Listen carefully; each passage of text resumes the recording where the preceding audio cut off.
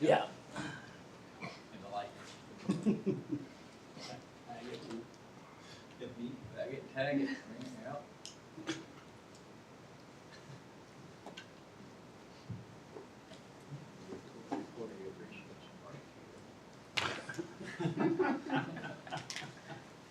You remember, I probably got one here, my brother-in-law, he had one. Oh, I do. It's true. The gals were, oh. It's like, it wasn't too long after we moved here, we were driving, we drove back that way, and right just before Cedar Nile, we hit a deer. But we hit it in, the front legs, where it's like, okay, we didn't hit the valves or anything, so it's good meat. And so we called the cops, and I was hearing at the time, and it starts moving around, my wife's like, take care of it, it's like, honey, we are half a mile into Lenexa. If we were half a mile in DeSoto, where the sheriffs are, they thank you for saving a bullet. Lenexa, they turn on you. Prosecute you. So the sergeant came out, and she's like, well, you might wanna get back in the car, I mean, so I just went up, turned my head, she shot it. And I couldn't resist, because I walked back, it starts flopping around again after that. And I looked at her, and it's like, nothing like missing point blank. She laughed, and then we had I brought a pickup up, loaded it up, and had a friend dress it and got the meat. Funny thing is, the sheriff's would have had tags in the car, Lenexa, they didn't know what to do, it's like, I guess we need to call animal control, or, yeah. For Steve's meat market. A lot of them used to give you tags. Then we Police. made a meal out of it, and we didn't tell the kids till after they had started eating it. Remember that deer we hit? Took one for the team. There you go. That is tonight.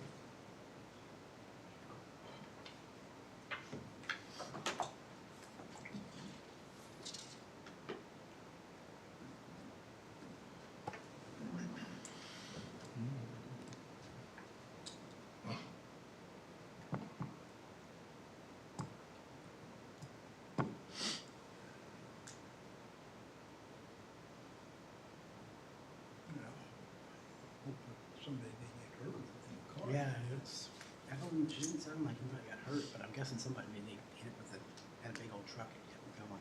Never know. I hit one up down on Cedar Creek Road. All right. 7 o'clock, we'll call the January 16th DeSoto City Council meeting to order. Start with roll call, please. Tripp, Here. Daniels, Here. Honeymichael, Here. McMorran, Here. Lane, Here. all are present. All right, I would invite you all to please rise and join me in the Pledge of Allegiance. I pledge allegiance To the flag of the United States of America, and to the republic for which it stands, one nation, under God, indivisible, with liberty and justice for all.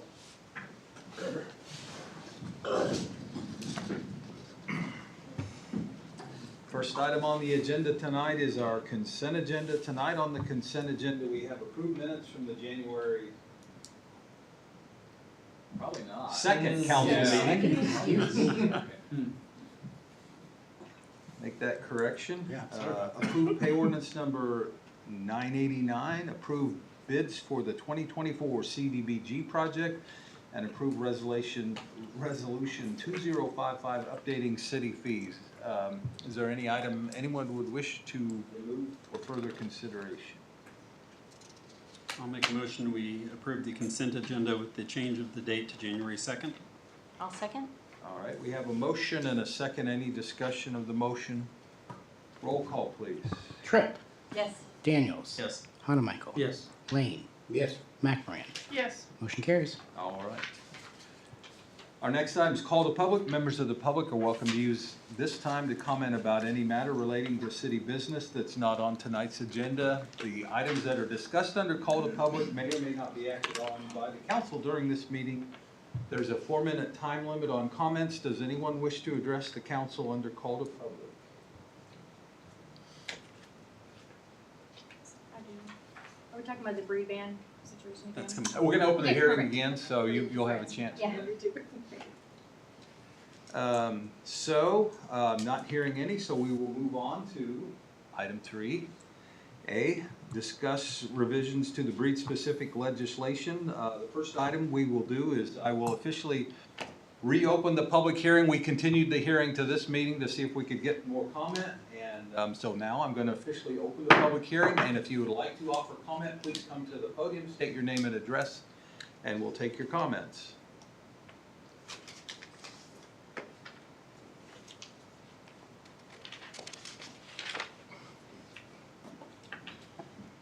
Hello. My name is Shannon Wells. I'm the Executive Director of the Lawrence Humane Society. So I'm not a resident of DeSoto, but I did want to speak tonight because we have a contract with DeSoto to receive animals from the community after they complete their stray hold. And so both as your neighbor and as someone who has a vested interest in the animals that are in this community, I thought it might be prudent to come tonight and speak. I did want to tell you just a little bit about myself, since most of you have probably never met before. I have been an administrator, in the field of animal sheltering for 13 years now. I am, as I said before, the executive director of the Lawrence Humane Society, which is a mid-sized animal shelter serving about 6,500 animals annually, located in Lawrence, Kansas. I've had that position since January 2020, so I've been there 5 years. Prior to my tenure at Lawrence Humane, I served as the director of operations for Kansas City Pet Project, which is a large animal shelter serving over 10,000 animals annually, located in Kansas City, Missouri. I had that position for 8 years. And then I also have a master's degree in science in veterinary medical forensics from the University of Florida, which I received in 2019. I'm also a certified professional dog trainer, which I have been since 2012, and continue to maintain my certification. One of the things I wanted to talk about tonight is really kind of the perspective of the animal shelter, who oftentimes is in the role of deciding if animals are safe for the community. And so both during my time at Kansas City Pet Project, as well as here in to the west in Lawrence, we use a standard in terms of identifying the safety of an animal that has nothing to do with breed identification. It's not a factor at all.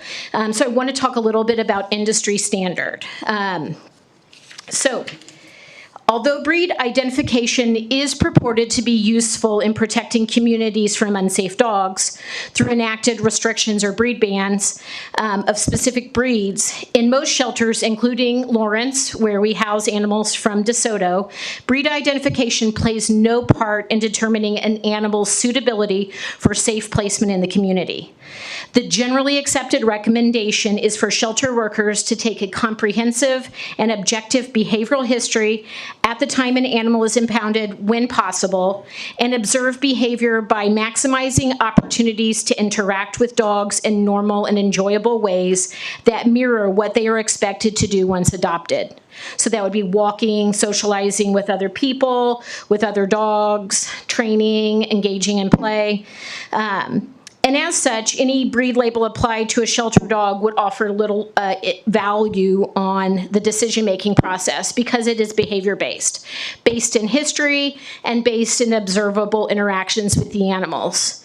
And so when we think about the community potentially identifying the safety of an animal strictly based off of breed, it really doesn't get to the heart of the actual decision-making factors that play the most significant role in determining safety.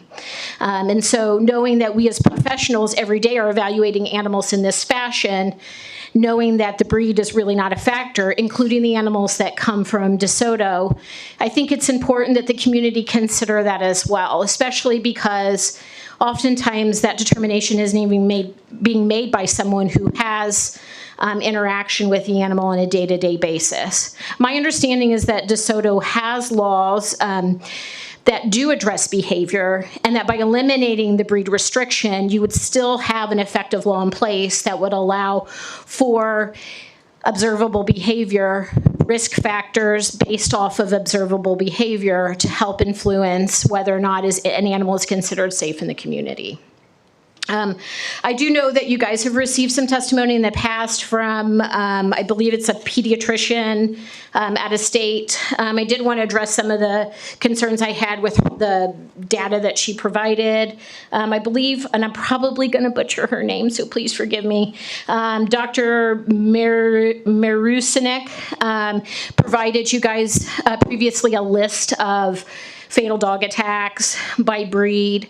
I do want to let you guys understand, and maybe you know this already, but breed identification is extremely subjective. The National Canine Research, the National Council on Canine Research has done multiple studies over the last 20 years that have consistently shown that breed identification is very subjective, even among shelter workers, veterinarians, animal control officers, people that work with dogs every day.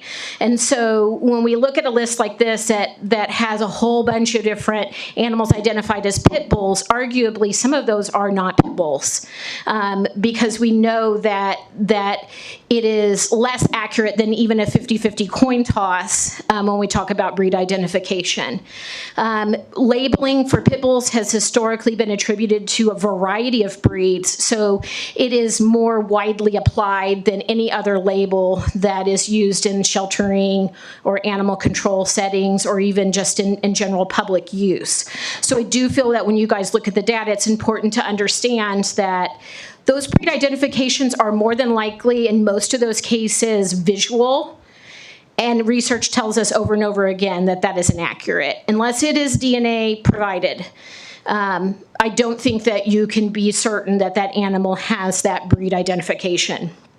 The other thing, as a behavioral professional, I would say is that within that information that's provided, those animals are purported sometimes to be pet dogs, but there is a real lack of data available. You know, when I looked at fatal dogs attack, you know, earlier in the early 2000s, when I was addressing this issue, when I lived in Independence, Missouri at the time, they were considering a breed ban.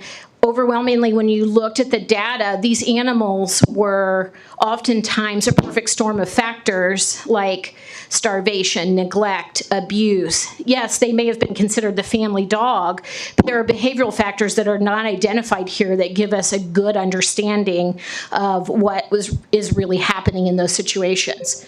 I deal with bite cases every day at the shelter, and I can tell you that it is very rare for those to be things that are not easily attributed to environment or behavior as a byproduct of the pet owner and the conditions under which they keep the animal. So again, I just want to say it continues to come back to behavior, behavior, behavior, and I strongly encourage you guys to just focus on city resources, addressing any behavioral concerns that are specific to dogs in the community that have demonstrated behavior concerns versus, Conference will now be recorded. I apologize. Sorry about that. versus just strictly focusing on breed. At Lawrence, we do not have a breed-specific law, which I'm really grateful for. It allows us to dedicate our resources specifically to animals that have demonstrated problematic behavior. And that's all I have for tonight, unless you have any questions. Thank you for your comments. Very informative. Thank you. Okay, thanks. How am I supposed to follow that? Jeez. I was here last time. I'm a little bit more prepared this time. I apologize. So I'll start off better this time. So I'm Jillian Sundberg. I live at 33295 West 88th Terrace. I'm just going to kind of read what I have. It's better than me rambling like last time. So good evening, everybody. My name is Jillian Sundberg. My husband and I reside at 33295 West 88th Terrace. I spoke at the last meeting without much preparation, so I have attended this meeting to better explain my views and kind of thoughts of the matter at hand. I'm currently an animal control officer, 4 years for the largest city in Overland Park, and largest city in Johnson County. That same city had a breed ban in place for decades, which was redacted several years ago after it was ultimately viewed as outdated and unnecessary, not only by the Public Safety Council or committee, citizens within the community, and as well as animal welfare advocates, such as veterinarian shelter representatives. Let's see. From my personal experiences, the amount of dog bites, loose dogs, dangerous dogs removed from the city, etc., have nothing to do with a specific breed and seemingly have not increased with the removal of the ban in my city specifically that I work for. With this ban, animal control officers such as myself were also required to breed ID dogs in that city, which created seemingly nothing but hostility between us and our citizens, as well as creating an influx of just nonsense reasons to go harass people's neighbors for them. Which is ultimately what it seemed like.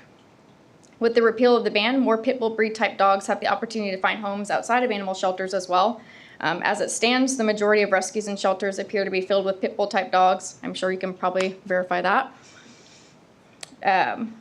Who have really not done a whole lot to earn themselves a position in the shelter other than a city not allowing them to be there and being seized from the individual in that city, or just ignorance of an owner that's not capable of handling a dog that they probably just shouldn't have, which is not limited to pit bulls specifically.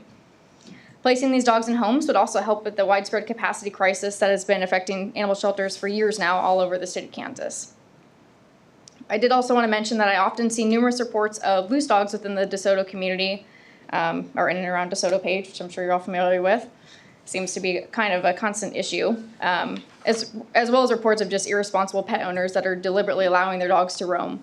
If anything, that issue I think needs a little bit more attention as well. Not so much the breed stuff, but as far as like pet licensing, microchipping, vaccinations, potentially spay neutering, will be a resolution to a lot of those issues as well. And that's not limited to dogs, but cats as well.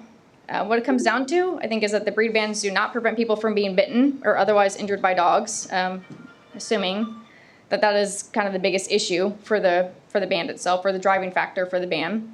And ultimately, they don't prevent people from bringing specific breeds into the city. People are still going to bring them in whether you tell them they can't be here or not, at least in my experience. In addition to that, being forced to hide these banned dogs prevents these dogs from being properly exercised, socialized, and ultimately is going to create an out-of-control, poorly trained dog, in worst case scenario, a legitimate dangerous dog because of these lack of factors for them, which is not going to benefit that dog, it's not going to benefit the owners, and it's not going to benefit our community and keep it safe.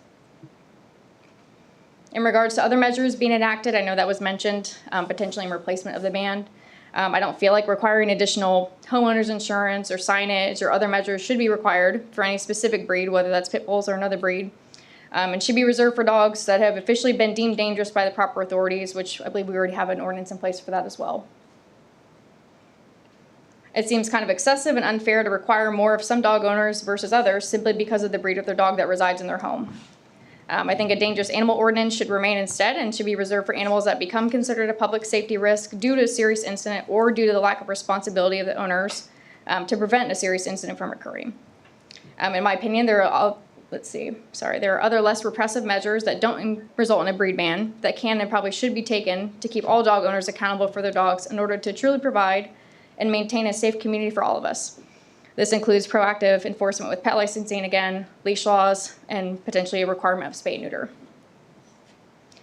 All in all, I mean, DeSoto is a wonderful place to live. My husband and I have lived here for 6 years now. We don't plan on going anywhere anytime soon. We both work in law enforcement. This is a perfect place for us. It's not super, super rural, I guess, from where we're at, but it's we have a great community out here. We enjoy it. It seems very safe, and I think we can kind of keep that even if we have a breed ban or not. With all the current growth we also have coming out here, it would be really extremely exciting to see that this ban be repealed and for us to kind of be brought up to date, just like all the other cities that are now repealing this ban or have repealed this ban. Let's see, and that's it. Thank you for your time and your consideration. Right. Thank you for your comment. I'm a fast talker, so hopefully you were able to keep up. I apologize. Thank you. I think we have someone. Yeah, Mayor, I have Liz Musel on the phone. We were having trouble on our meeting on the audio, so I just had her call my cell phone, and I've got her on speakerphone now. Liz, can you hear us? Oh, hang on just a minute. I can't hear you. We're getting there. Boy, this Okay, how about now, Liz? I can hear you guys fine. Okay, very good. We can hear you loud and clear. So go ahead with your comments. You're live in the room. All right, sounds good. So my name is Liz Musel, and I'm actually a resident of Olathe, and I'm also a pediatrician in the area. I was aware that you'd received emails from another pediatrician who resides out of state regarding this issue, and I wanted to provide a different perspective as someone who's local. Repealing breed-specific legislation, or BSL, is important to me, not only as an advocate for animal rescue and adoption, but because as a pediatrician, the most important part of my job is keeping kids safe. And simply put, BSL does not accomplish this. I've seen information that this individual has sent to other city councils in the past on this issue, and I would presume that she also sent you a list of studies that would allege a lot of things about dog attacks, specifically with regards to pit bull type dogs. In medicine, we rely on the evidence to make the most informed and hopefully best decisions. It's important to adequately review and investigate data thoroughly and determine if it's valid, reliable, and relevant to what we're doing in current practice. It's also important to be aware both of biases present in studies and our own biases in analyzing those studies. I chose to speak tonight because I do feel that my expertise in the field of evidence-based medicine and pediatrics would be useful on this topic. I wanted to specifically comment on the information you received that provided you with information about alleged pit bull attacks and deaths in 2024. I know somebody else talked about it before, but she notes in her message that it was difficult to obtain 100% accurate results for these fatal attacks. And she also notes that the list was compiled by fellow, quote, dog bite advocates. Ultimately, there's no references for the information she provided and no way to adequately review the validity of her list without extensive time to Google each incident, which I think is part of the point. It looks concerning when you see a Word document with so many incidents reported to involve pit bull type dogs, and it could be easy to take it at face value. In medicine, it's considered not only unprofessional but dangerous to put forth information as fact without evidence to support that information. And it's also important to note that the list was compiled by a pro-BSL anti-pit bull group. So being aware of biases and the risk of propagating misinformation or manipulation of information, the group's agenda is pretty clear that they do not like pit bull type dogs. I did review some of those incidents just to see how accurate the list was.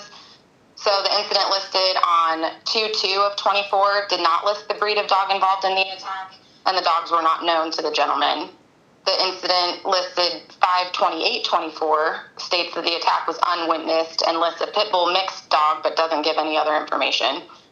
The incident on 9/4/24 doesn't actually exist on Google. It only exists on Facebook and on the dogfight.org groups. And then the last one I looked at on 10/8/24 listed multiple dogs in the home, but didn't say which dog instigated the incident. In my professional opinion, and from the significant research I've done on this subject over the last 15 years, the best way to protect communities and children is to have dangerous dog ordinances and not breed bans. There was a useful study that was published in 2014 that you can look up or I can send to you, but it was by the Center for Animals and Public Policy, the Department of Environmental and Population Health, the Cummings School of Veterinary Medicine, and Tufts University, and it's entitled The Co-Occurrence of Potentially Preventable Factors in 256 Dog Bite-Related Fatalities in the U.S. And this was from 2000 to 2009. So specifically, the objective was to examine potentially preventable factors in human dog bite-related fatalities on the basis of data from sources that were more complete, verifiable, and accurate than media reports used in prior studies. This is important because it went through a deeper analysis than a layperson like any of us to be able to look at a dog and report a breed with an untrained assessment. So the authors of that study found 7 major factors that increase the risk of a dog bite-related fatality. 1 was the absence of an able-bodied person to intervene. 2, incidental or no familiar relationship of victim with the dogs. 3 was a failure to neuter the dogs. 4 was a compromised ability of the victims to interact appropriately with the dogs. 5 was dogs that were kept isolated from regular positive human interaction. 6, owner's prior mismanagement of dogs, and 7, owner history of abuse and neglect. 4 or more of those factors occurred in 80.5% of those 256 deaths. And with regards to breed, a valid breed determination was only possible in 17.6% of cases, and over 20 breeds were identified. So in summary, the study showed that most dog bite-related fatalities were characterized by coincidental preventable factors, but none of which included breed. During my medical training, I cared for children in the ER who have been victims of dog bites, and I just wanted to give one non-fatal example related to that study that I just described. So I saw a 4-year-old boy who was bitten by a husky. The family had gotten a middle-aged dog 3 days prior from another family member, so the child was fairly unknown to the dog. The child was unsupervised and reportedly tried to ride him, which prompted the dog to bite. Thinking back to those 7 preventable factors, this case had at least 3. So the problem with dog bites is not the breed. If the breed were the sole predictor of aggressiveness, then breed-specific legislation would work. Banning a specific breed of dog is a single-factor solution to a complex social and societal problem that does not increase the safety of a community. And I hope that you will continue to listen to your community and not be swayed by the graphic propaganda that seeks to instill fear and discount facts, particularly from those who seem to appear out of the woodwork when they hear the term pit bull in the media. I would encourage you to continue to work with the veterinarians and animal control and local shelters to continue to uphold your dangerous animal ordinance that evaluates an animal based on documented behavior and not on how it happens to look. I appreciate your service to this community, and I know that your goal is certainly safety as well, which BSL does not accomplish. So I'm happy to answer any questions, and I apologize that you can't actually see my face while I'm talking. All right. I don't think we have any questions. I thank you for your comment. Appreciate you. Yeah, thank you, Liz. Again, sorry about the technical problems here. I'm gonna let you go. Can you get back on? You can. Yep, I'll get back on the YouTube and listen. Very good. Thank you. Thank you. Bye. Anyone else to give comment? All right, then I'm gonna close the public hearing. Open it up for council comments. We had a number of online comments that we've all had an opportunity to review. The public comments, or the comments delivered in the public hearing. Is anyone ready to start off with some thoughts or comments? Sure. Questions? Happy to start us off. Okay.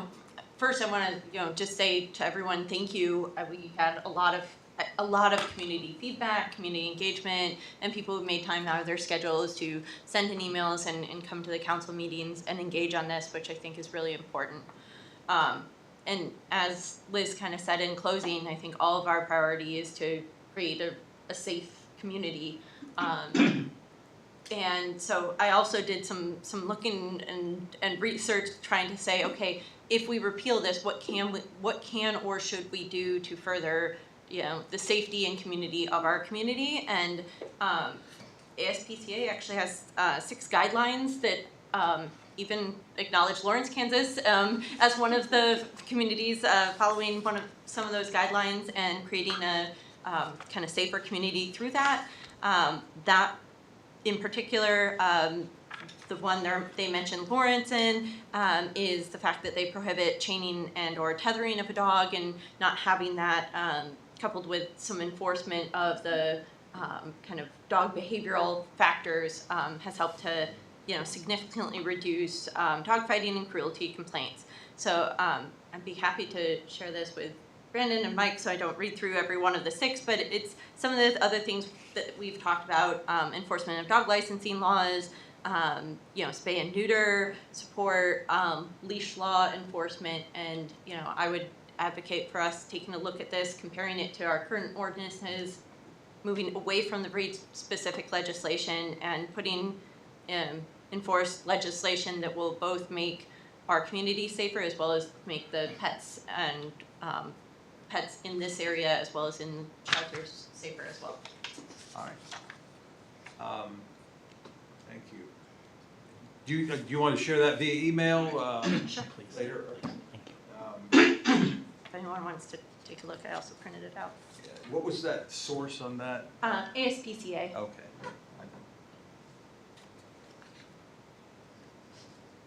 Who's next? Anyone? I was gonna say, if nobody else is gonna go, I'll go ahead and go. I was the one to bring this up a while back, and in my first conversations, I was talking with Brandon about tonight. In my first conversations with Brandon about even bringing this to council, I had 2 concerns I wanted to address. One was the breed-specific language being the pit bull.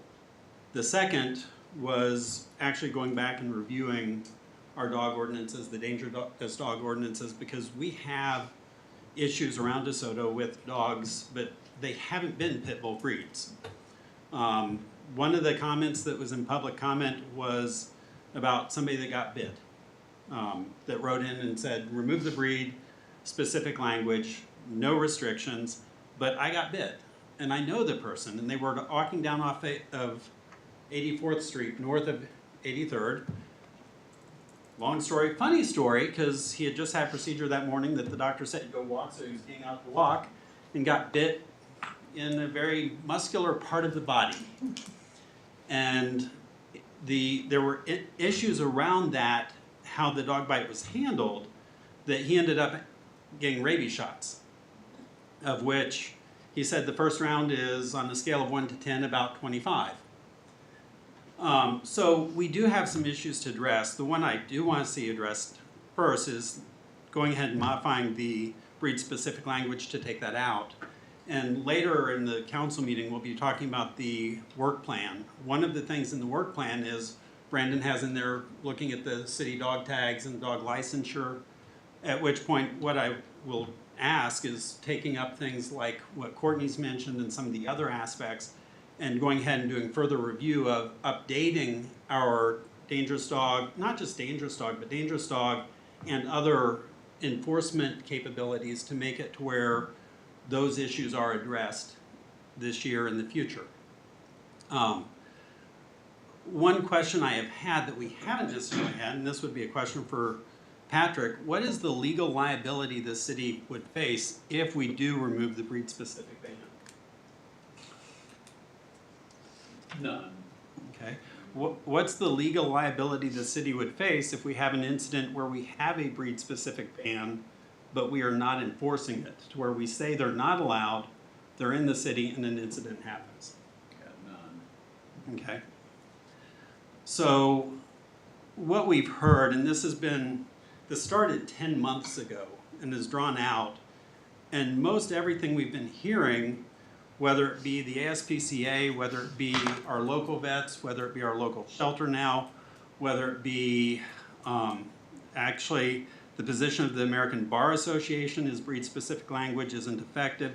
The position of the International Municipal Lawyers Association is that breed-specific language is not effective, and they recommend against that. Let's see.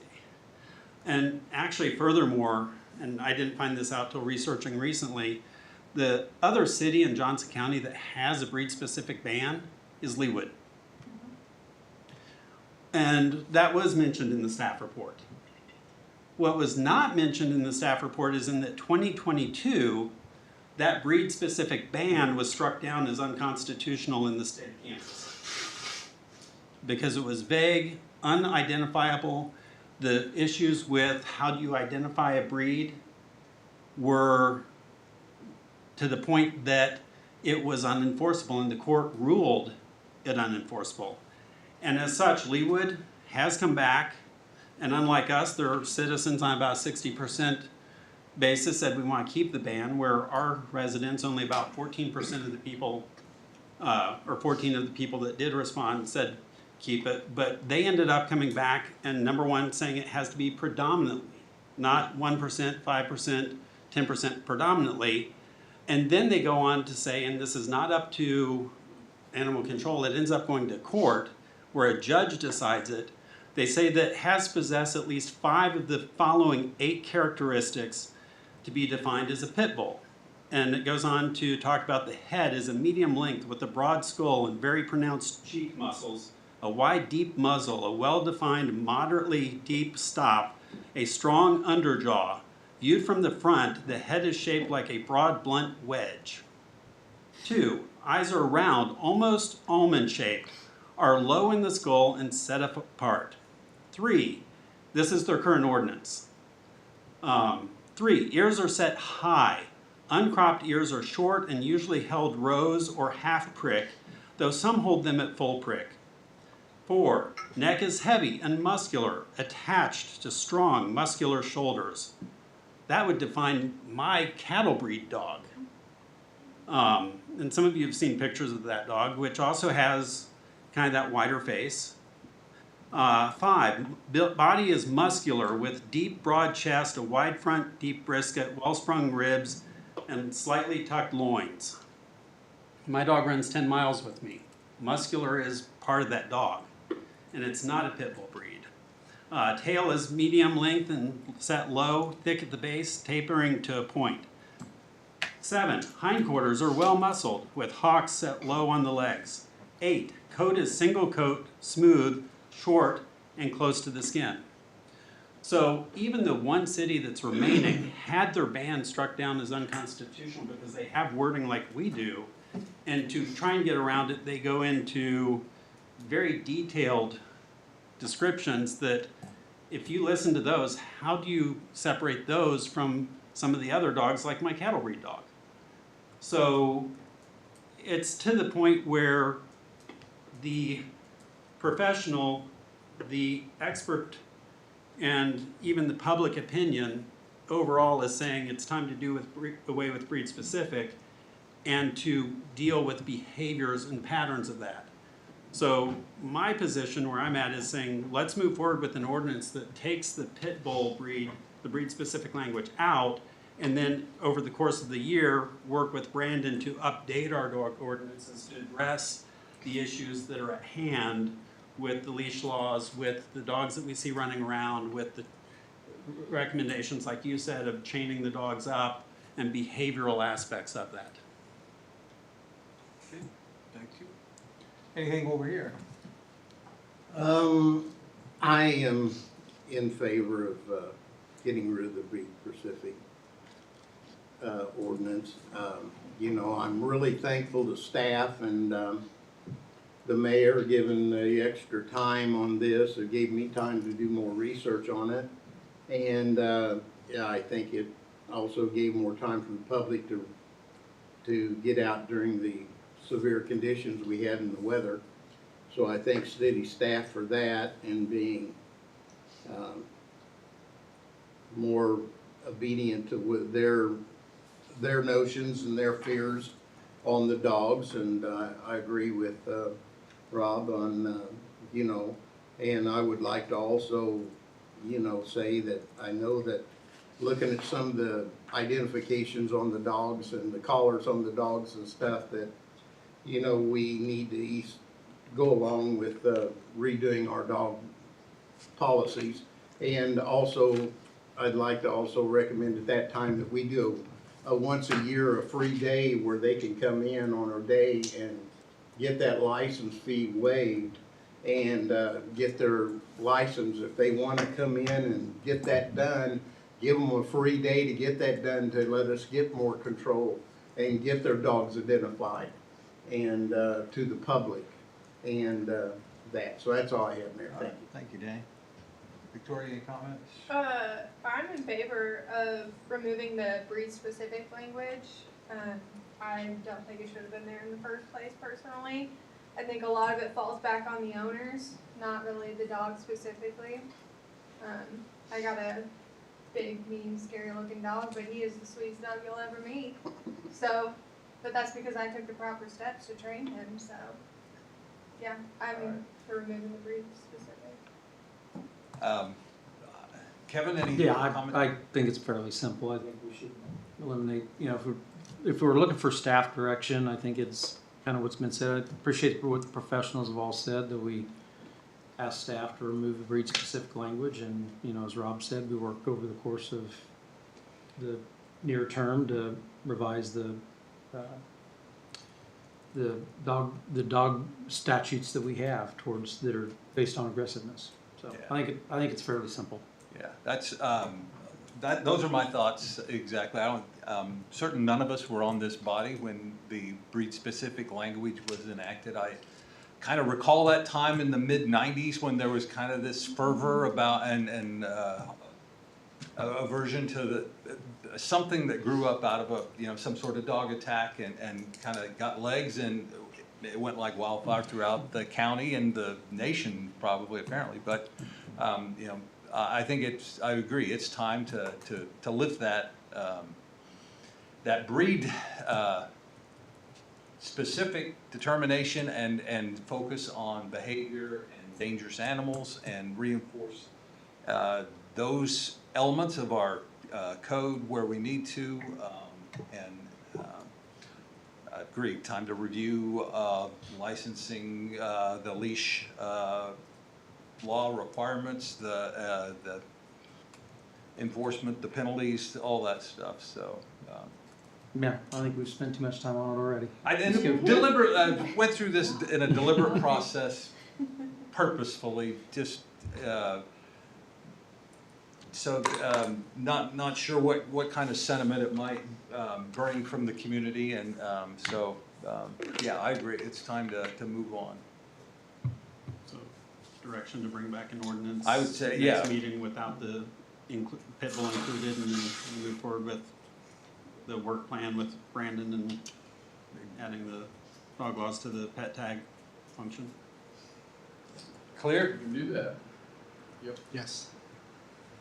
I'd be happy to share any ordinance stuff with you guys too, if you need something to build off of or compare. I'd be happy to do that as well. All right. Leave your contact information. I've sure bought cards, I didn't, but I will.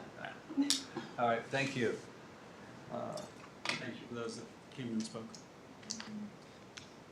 All right, well, we'll move on now.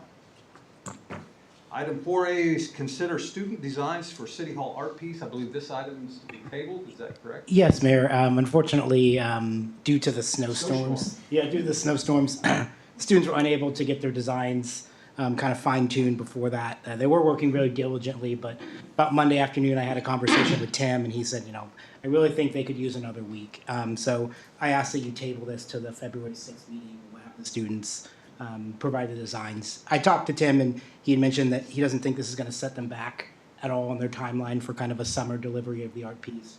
But, Okay. I would appreciate the tabling of it. Can I have a motion to table till the February 6th meeting? I'll make a motion, we table item 4A till the February, what meeting? 6th meeting.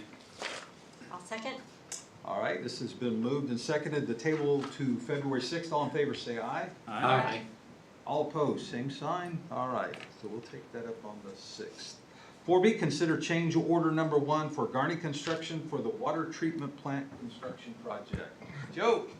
Mayor, council members, thank you. So, when we did the final G&P back in February, we had included an extra $250,000 in the total cost. And the $250,000 should be split between material testing and then any increase in cost for dirt removal. We had about $75,000 we budgeted for material testing, so about $175,000 was available for any increased cost with soil. Well, unbeknown to us, the state many years ago had classified areas of the water treatment plant and classified the soil. And unfortunately, it made it difficult for us to haul the soil to a site that was already determined on SRL's properties. So the contractor is going to be able to use, those large dump trucks and be able to haul from our site to a site on SRL to waste the dirt. Unfortunately, based on how the state classified it, the city went through several soil testings to try to convince the state that the soil is not hazardous, it's safe. But we were not able to convince the state otherwise. And so they were very restrictive on how we could dispose of the soil. One method was to basically spread it over a field and till it in so that it was mixed to 5% of with the existing soil. Well, there was no way to physically do that without spending several millions of dollars. And the other option was to haul it to a landfill. That cost too was close to $2 million to do that. We were finally able to come to an agreement with the state to be able to look at a city site where we could take the soil. And fortunately enough, the area where the new soccer complexes fields are being built needs about 50,000 yards of dirt. And the state's requirement is to be able to spread the dirt out and to cover it with 2 feet of soil or rock, which we were able to do, somewhat minimizing our cost to do this. And then the proposal on the last page, the Garney went through the cost for each of the different lagoons, and then extra cost to get the site prepared to start hauling dirt there. Less than $175,000 that had already been approved with the final GUP, bringing the cost down to a little over $506,000. So about a savings of $1.5 million if we didn't have this option and had to haul it to a landfill. And so tonight, it's staff's recommendation to approve this change order, the amount of $506,845 to be able to haul the soil off our water treatment plant and to be able to use it as fill for our soccer fields. And that project will bid this year. So the soil will be stockpiled and the contractor will be able to use it to be able to bring the site up to grade. Stand here for any questions. All right, so questions for city engineer? Yeah, so good job in managing the problem that there is. But I'm curious, what's the nature of the contamination such that it can be used on a soccer field? Is it or under a soccer field? Well, it was years ago when the Corps of Engineers got involved. They looked at different areas of SRL's property. In this area, for whatever reason, the soil classification was of a hazardous mix. And so we had hired an environmental company to come in to do multiple soil testings all over the site, the water treatment plant. There was one specific area that even though we did the testing that showed that the soil was basically a lime-based soil, no different than what we haul off when we clean the lagoons with lime. We couldn't convince the state otherwise that it's a safe soil. It just, they had classified it this way and they weren't going to change the classification of it. So in the testing, you didn't identify a contaminant, you just couldn't change the classification. Correct. Yeah, what we showed is that the soil is fine. It's a lime mixture of lime and dirt. So it's no different than what we use today when we haul off, when we excavate the lagoons when they get full of lime. And actually used to be spread on fields with farmers, and we were not able to convince the state otherwise that. But we've convinced ourselves that it's correct. Yeah, we've done enough testing that the soil is perfectly fine to be used anywhere. Thank you. We were just trying to satisfy the state's requirement and the restrictions they were putting on us. So it was mostly the lime content? Yes. Yeah. This is maybe more of a question for Mike. Where does this put us within the quote-unquote approved budget that would be covered by SRL versus exceeding so we've that budget where communicated the added expense here on that. You'll remember our development agreement has a maximum of $100 million for the water and sewer. Tracking that closely, this puts us a little closer to the overall cap of $100 million. But we also have contingencies still in this budget and contingencies in the water and wastewater treatment plant budget. We're confident that we're not going to exceed the $100 million cap on that. And that's been constantly communicated with the Panasonic team. So this is still Panasonic money, still under the $100 million cap. We're not dealing with any. Any other questions? Ready for a motion? Approve the change order. I'll make a motion to approve change order 1 for the Garney construction contract on the water treatment plan in the amount of $506,845 to remediate or to move soil to the future soccer fields and authorize the city administrator to execute. I'll second. We have a motion and a second. Any discussion of the motion? Roll call, please. Lane. Yes. McMoran. Yes. Tripp.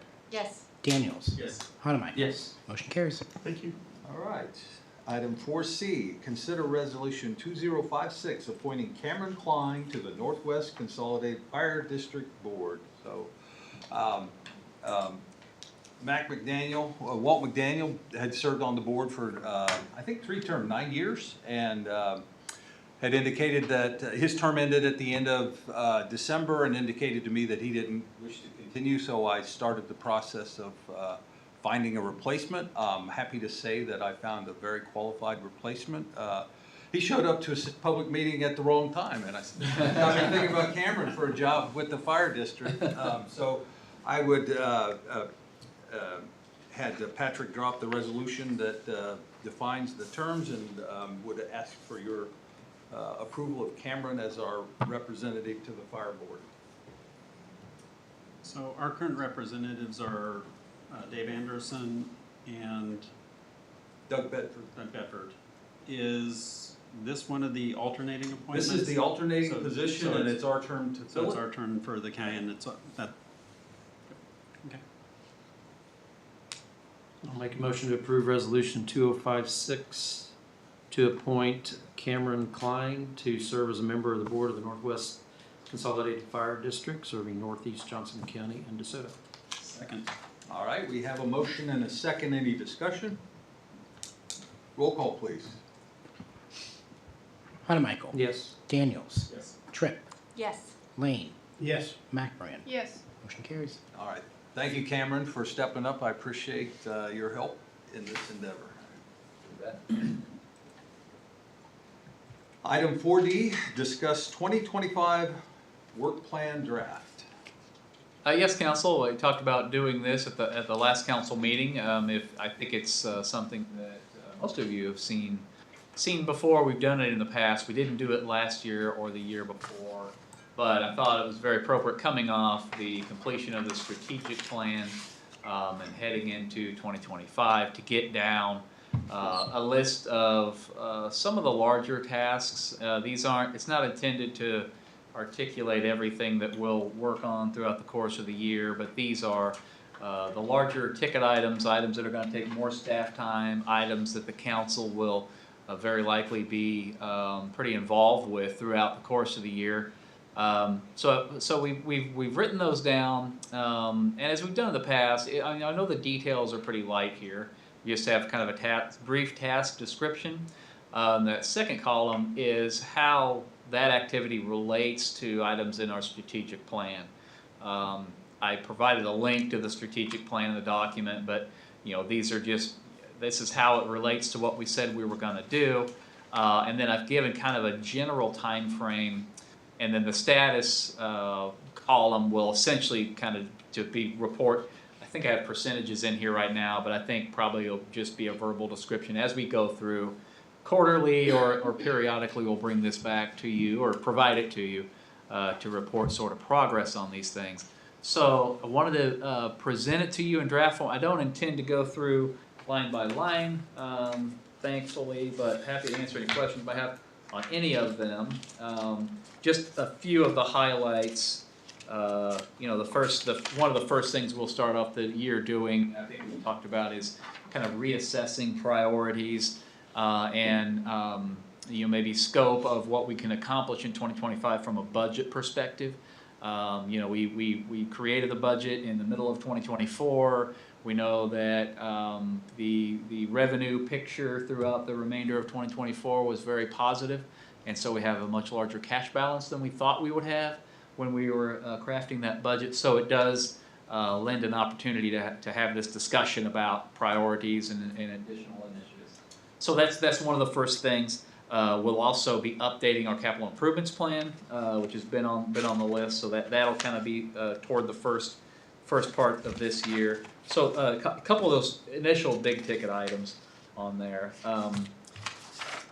So I wanted to give you an opportunity to ask questions you might have on any of this, to add to any of this, or maybe subtract from. But I think maybe when we go to finalize it, and I'll bring this back at the next time based on feedback here, but it might be helpful to think about prioritizing in terms of priority 1, 2, or 3. We don't need to go 1 through 100 or whatever it is, but I would like kind of the council's feelings on that because it's helpful for staff to understand.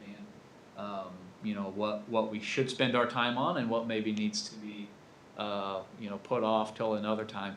I will say I think there's more on this list than we can get done with everything else we have going on, but that's okay. We'll just keep the list going in 26 and 27 throughout.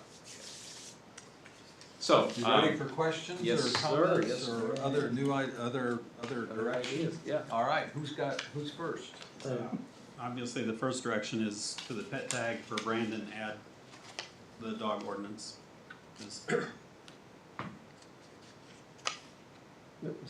That's all for now. Okay. Your last comment there, Mike, that there's a lot on here and not maybe not get all that. I like that you do make the statement in there that, this serves to identify things that are prioritized over things that aren't on the list, if you will, and that those things that are on your list are priorities. And I agree with largely everything that you had in here. I think it also serves as a good accountability tool for you and your team and for the folks to say, we're going to get these things done and we're going to figure out how to get them done. I think I like that you've got dates in which you see that these are going to be accomplished in, because that also, one, there's priority, what should be done first or second, but there's also a workload issue of, when do you meter these out? Because there may be, 12 first priorities, but just because you do one first doesn't mean it's a higher priority than the other. So, I would just hope that you have, that maybe you use a Gantt chart type scheduling methodology, if you will, and look at what is the workload burden that you've put on your department as well as the others. Whitney's got her name on a lot of things on there. And granted, there's dates on here, but I hope you and Whitney and team, or Joe and team, or anybody else are looking at the sequencing of those and really doing a realistic workload throughout the course of the year. Yeah. A couple of specific ones. On inspection planning and codes enforcement, Southwest Growth Area Plan through the first half of this year. Do you see this including the 95th Street PES light study that we've talked about in terms of the corridor study for 95th? I think we've talked about. I think that plan will get us most of what we think. Yeah. So the answer is so it would have the 95th Street PS light in that. It's inside that. Yeah. The other thing that I wonder about is that will obviously give us an update to the comprehensive plan, certainly a statutory update to the comprehensive plan. But when are we due for a comp plan review? And how long has it been since we've done a decent comp plan review? You don't have to have an overhaul. I mean, kind of looking back at it all now, and if you look at the thing in its entirety, as I recall, it's been 6 or 8 years since there's been so I don't know that it needs to be in here, but I think at some point we need to be thinking about a more significant comp plan update. Yes, that was really the only one, other than the question on EV charging stations. You have that April to July of 2225. You got another extra two. What is that? Putting that way out there. What does that consist of? What page is for that? 70 grand? Page 2. So for 70 grand worth of EV charging stations, So, is that? the mayor and I have kind of toyed around with this idea over the last year, and I just ran out of time. Rick had asked me to look into placing EV chargers. Throughout the community. I'm glad to see it on here. What's it consist of? The two spots we were looking at, one would be at the corner of 83rd Street and Shawnee, right by Great American Bank. And then the other one would be somewhere at City Hall. We were thinking actually right behind the council chambers, by the aquatic center. In a parking spot, yeah. Right. The one we're thinking about downtown, that's a conversation we want to have with council. If we want to do kind of a level 2 charger or a level 3 charger, depending on kind of what your will would be. But we're looking into it. Rick and I have kind of worked on it. I drafted a white paper. I just ran out of year last year. So. Right, love it. That's all I got. Thank you. Thank you. First of all, this is really helpful to see. It's also, I think, underscores just how much is going on around here. One of the things I didn't see on here that I think, there were 2 items. One was 83rd Street. We've finished the study, and I didn't want to see that kind of get lost, especially because some of those next steps in terms of seeking, federal or other dollars to bring that to the next stage. The other item is kind of the community center study, and I know not everything's on here, but that's one where I feel like there's significant work that's going into that and bringing that to resolution, whatever resolution that may be, which probably ties in with things like the CFP plan and some of these other items. But again, making sure that we have that kind of called out in the major work items. I appreciate the robustness of the community communications and public outreach section, but I would strongly recommend Whitney be careful that she's not burning her candle at both ends, and that some prioritization of that'll definitely help. I think some of these, the way I read that, some of these, I'm like, yes, I'm very excited to see a farmer's market on there. I know, she and I worked some last year and wasn't able to come to fruition. I hope we can bring that to our community this year. But then some of the other things, like a city podcast, I see more as, aspirational, and perhaps we, make sure we kind of prioritize some of the more foundational things as we're, balancing everyone's workload and working with a small but mighty staff we have. So that's what I had. Good, great. I was gonna say, I'll echo Courtney on the 83rd Street and the community center. Both of those we've started. They are gonna take some time. They are gonna consume some time this year, so making sure they're included to no matter what degree. Obviously to add Brandon's plate. The other one I think I would add in here, and this maybe, there will be some that would be required of staff, but that would be, if you look at inspections, planning, and codes enforcement, there's not much there. There's Southwest Growth Area, there's 2024 code review and adoption. We've talked about this as a council. We need to either have direction from them, work with them, or direct them, one of the two, on codes enforcement. Because some of what we've talked about tonight with the dog ordinances is a lack of codes enforcement. And not just that, the way we enforce codes at this point is almost becoming a problem.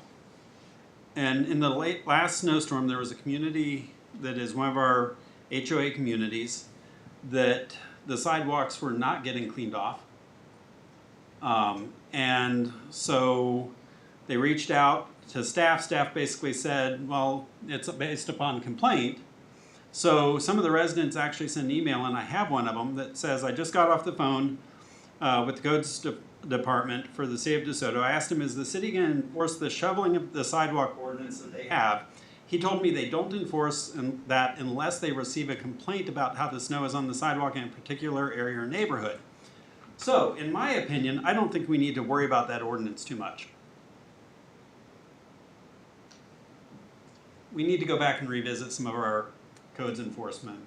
And that probably means on the city staff time and to what level. And we've had this discussion before of how strongly do we enforce or don't enforce. But like I said, we have it with dogs, we have it, in this case with snow, we've got it where it's creeping in and becoming more and more an issue. So I would say in some way, shape, or form, we need to add that to the list of to-dos. Yeah, just quickly on that, I think it's going to be pretty easy to kind of start that discussion, because we have a very specific written policy on about, and it is that. And maintenance provided, it should be addressed that, okay, it's not just their driveways, it's sidewalks, but yeah, but codes enforcement in general and how we address it. Yeah, it's always a balancing act. Yeah, and we've had, there's enough times gone by, time to revisit that. Yeah. That's all I got for now.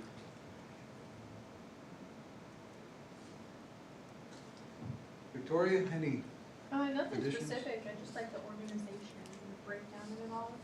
It's really nice. Danny? Okay. All right, Mike. Mayor? The list is long enough, Mike. Okay, very good. Appreciate the feedback. I'll bring back at the next meeting, so it's fresh in our mind. In the meantime, if you have any other, hey, this should be priority 1, or hey, maybe this ought to be priority Z, happy to take that feedback in the meantime. So thank you. All right.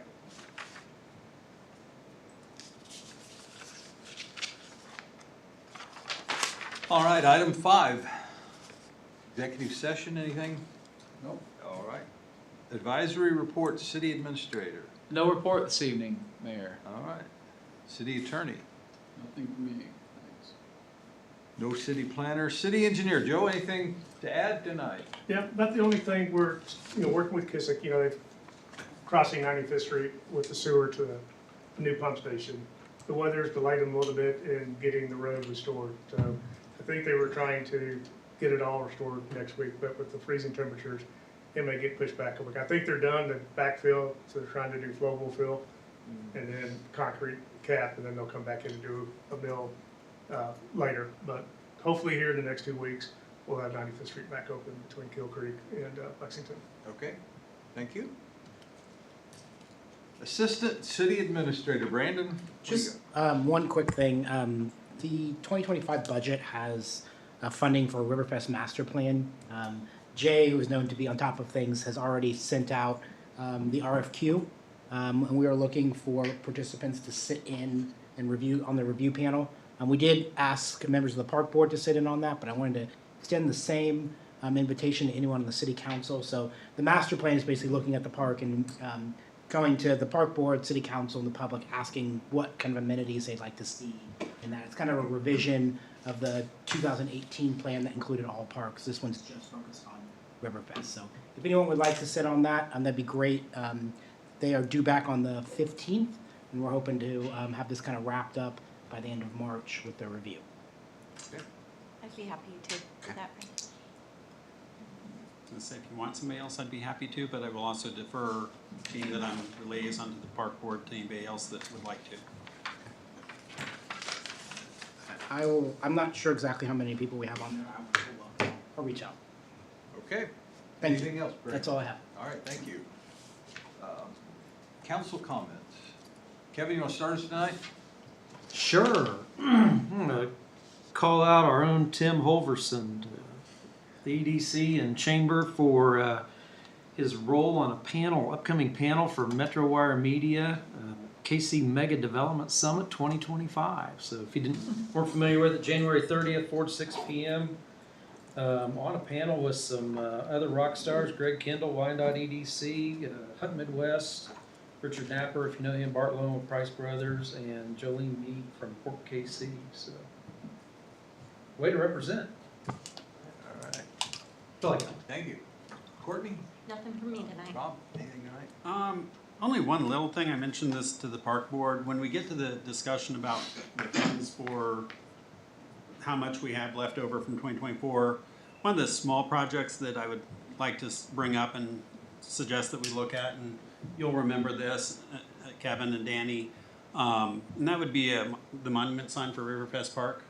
Daryl Zimmerman had kind of a concept, and I think it would be nice because of his influence in our community over the time, if we can go forward and look at that and maybe try and have that accomplished before he passes away, to where, and I'm not saying I'm counting on him passing away, but his age is such that he's up there to where it'd be nice to be able to have that memorialized for him while he's around. So when we get to that budget discussion, that's one of the things that I'd like to see kind of in there out of honoring of one of our longtime residents and families. So that's it. All right. Victoria, anything tonight? All right. Danny?